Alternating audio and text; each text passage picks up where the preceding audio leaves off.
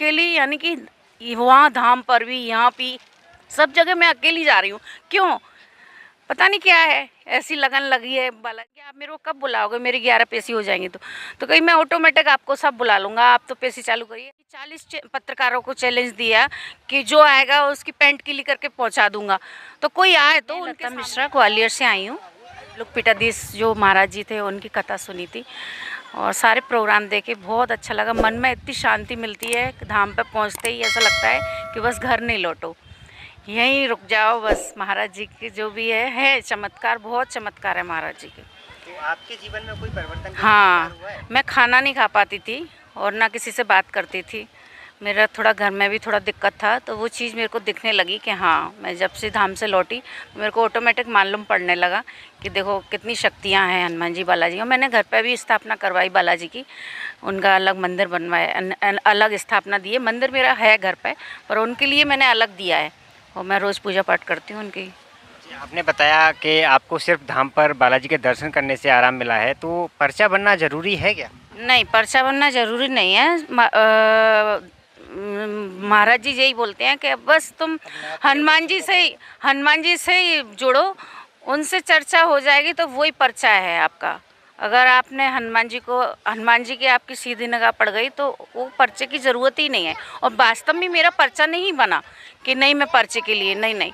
अभी मैं कथा पूरी 3 तारीख को सुनूंगी और फिर शुक्रवार को यहाँ से सीधे है ना बालाजी धाम जाऊंगी, फिर है ना पेशी जाऊंगी, पेशी करूंगी शनिवार को। मेरी 8 पेशी हो चुकी हैं और 9वीं पेशी मेरी अभी शनिवार को होगी। लेकिन कुछ लोग महाराज जी से मेरी ऑटोमेटिक, मैं 24 दिसंबर को आई थी तो ऑटोमेटिक मेरी महाराज जी से बात ही हो गई। तो उन्होंने कहा कि माता जी आप कैसे हो, तो मैं भावुक हो गई, रोने लगी, क्योंकि मैं कुछ उनके सामने बोल नहीं पाई। इतना मेरे को, यानी कि उनकी इतनी तेजीपन से कि साक्षात बालाजी दिख रहे थे मेरे को, तो मैं बोल नहीं पाई उनके। मैं सामने ही उनके रोने लगी तो बोले अरे माता जी, ताली ठोक के बोलने लगे आप पेशी चालू किए सब अच्छा हो जाएगा। तो मैंने कि हाँ, तो तब से ही मैं पेशी, मैंने कि आप मेरे को कब बुलाओगे, मेरी 11 पेशी हो जाएंगी तो कहीं मैं ऑटोमेटिक आपको सब बुला लूँगा, आप तो पेशी चालू करिए, वही आपको संभालेंगे। और तब से मेरा खाना पीना रहना सब ऑटोमेटिक सब चेंज हो गया है, अपने आप ही लगन लगती है। मैं कभी घर से एक दिन के लिए भी अपने घर से कभी मैं अकेली कभी नहीं निकली, और आज मैं अकेली, यानी कि वहाँ धाम पर भी, यहाँ भी, सब जगह मैं अकेली जा रही हूँ। क्यों? पता नहीं क्या है, ऐसी लगन लगी है बालाजी की कि बस प्रभु ही जाने। नॉर्मल बाकी गुरुजी से मिलने में बहुत सारी परेशानियां होती हैं, टोकन भी डालना होता तभी मिल पाते हैं, तो फिर आपकी मुलाकात अचानक से कैसे होगी? अब मैं उस दिन है ना राम दरबार में पूरी रात बैठी रही थी कि मैं चाहे मेरे को 7 दिन हो जाए या 4 दिन हो जाए, मैं बालाजी मैंने गुरुजी से मिल के ही जाऊंगी। तो रात को मैं पूरी रात बैठी रही, तो सुबह हुई 5 बजे, तब भी मेरे महाराज जी नहीं मिले।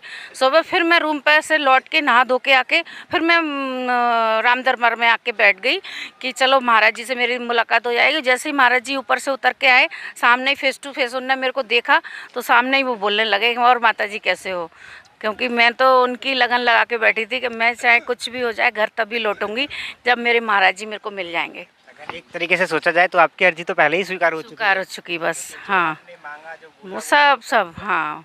बाकी और कुछ अर्जी बची है आपके मन में जो बाकी पूरी होने के लिए रहेगी? हाँ, अर्जी बची है, पर उसको अभी मैं बताऊंगी नहीं। जब मेरा हो जाएगा तब मैं बिल्कुल चैनल के सामने सब कुछ बताऊंगी कि मैं जो सोच के आई हूँ। मेरे पास भगवान की कृपा से, ये तो मेरे बालाजी भी जानते हैं, कोई चीज़ की मेरे पास कमी नहीं है, किसी भी चीज़ की कमी नहीं है, पर थोड़ी एक अर्जी है, तो उसके लिए मैं अपने बच्चों के लिए आई हूँ। यानी कि पर्चा बनना जरूरी बिल्कुल भी नहीं है? बिल्कुल पर्चा बनना ज़रूरी नहीं है, बस आप बालाजी धाम जाइए, बागेश्वर धाम जाइए और उन्हीं से वहाँ जाके तुम बस अपना नारियल जो अर्जी का होता है वो लगाइए, उससे ही आपके काम बनने लगेंगे। कुछ लोग बागेश्वर गुरुजी का विरोध भी कर रहे हैं, कुछ लोग कहते हैं पाखंड फैला रहे हैं, कुछ लोग कहते हैं ढोंग फैला रहे हैं, ये कहाँ तक सही है? ये बिल्कुल सही है। जो सनातनी विरोधी होते हैं वो ये चीज़ करते हैं। महाराज जी का सामना करें ना, उन्होंने तो चैलेंज देके 40 चैलेंज, यानी 40 पत्रकारों को चैलेंज दिया कि जो आएगा उसकी पैंट गीली करके पहुंचा दूंगा। तो कोई आए तो उनके सामने, ये तो सारी है ना अपने सनातन धर्म को यानी कि बदनाम करने के लिए सारी चीज़ें की जा रही हैं। कोई आया उनके सामने, श्याम मानव ने कितना विरोध किया, वो लड़की बम्बई की वो करी के फेस रीडिंग करते हैं। अरे तुम तो आओ, तुम 1 मिनट में क्या बता पाओगे, वो 1 मिनट में तुम्हारा पूरा कच्चा चिट्ठा खोल के रख देते हैं। हाँ, शिवानी शाह, उसने वो तो ये करके और बस कुछ नहीं बोली और बस ऐसा हो गया। ऐसा कहीं होता है? ये तो है ना, महाराज जी को अपने सनातन धर्म को बदनाम करने के लिए सारी चीज़ें हैं। ये बदनाम करना और ऐसे ही कुबरेश्वर धाम में महाराज जी को, प्रदीप महाराज जी को बदनाम करने के लिए वहाँ भी बहुत सारे लोग ऐसे थे, अरे यहाँ कुछ नहीं है, ये नहीं है, वो नहीं है, वहाँ भी भड़काओ नहीं बयान दिए, तो वहाँ भी कुछ भगदड़ नहीं मची थी। जब पब्लिक जब कोई व्यवस्था कर रही है 10 लाख आदमी की, वहाँ 20 लाख आदमी इकट्ठे हो जाएं तो क्या होगा? क्या होगा? ऑटोमेटिक भीड़ तो होगी। और उसमें कई लोग ऐसे घुस जाते हैं कि अरे कुछ नहीं है, कुछ नहीं है। जो पढ़े लिखे नहीं हैं वो उनकी बातों में आते हैं, जो पढ़े लिखे हैं वो चीज़ को समझते हैं।